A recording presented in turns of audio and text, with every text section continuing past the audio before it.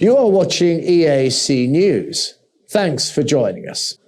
The United States has announced on Monday it will not send government officials to the 2022 Winter Olympics in Beijing. China, in return, has pledged unspecified countermeasures against any such diplomatic boycott. President Joe Biden has declared last month that he was considering such a diplomatic boycott amid criticism of China's human rights record, including what Washington says is genocide against the minority Muslims in its western region of Xinjiang.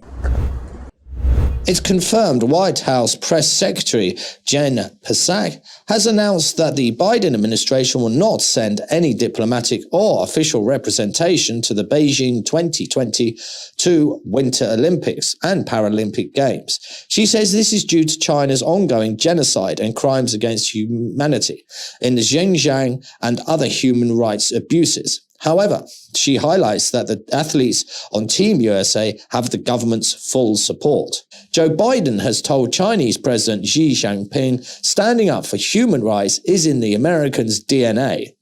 USA says it has a fundamental commitment to promoting human rights, and it feels strongly in a position and will continue to take actions to advance human rights in China and beyond. Everybody can call it whatever they want to call it. I would just remind you that often when you use diplomatic boycott, that phrase, that brings people back to 1980, and we are not. The athletes will be participating. We will be rooting for the athletes from home.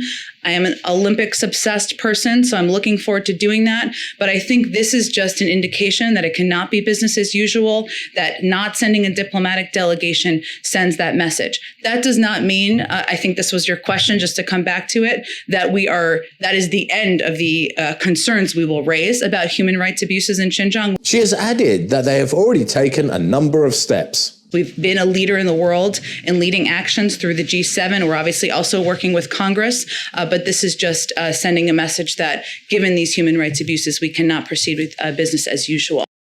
Meanwhile, Chinese Foreign Minister spokesman Zhao Lijiang has said earlier in Beijing that those calling for a boycott are grandstanding and should stop, so as not to affect the dialogue and cooperation between China and the United States in important areas. He emphasizes no one cares if politicians come to Beijing Winter Olympics or not, amid a report that the Australian Prime Minister Scott Morrison is also considering a diplomatic boycott of the Beijing 2022 Winter Olympics. The United States is next due to host an Olympics in 2028 in Los Angeles, raising the question of how China might respond in the interim.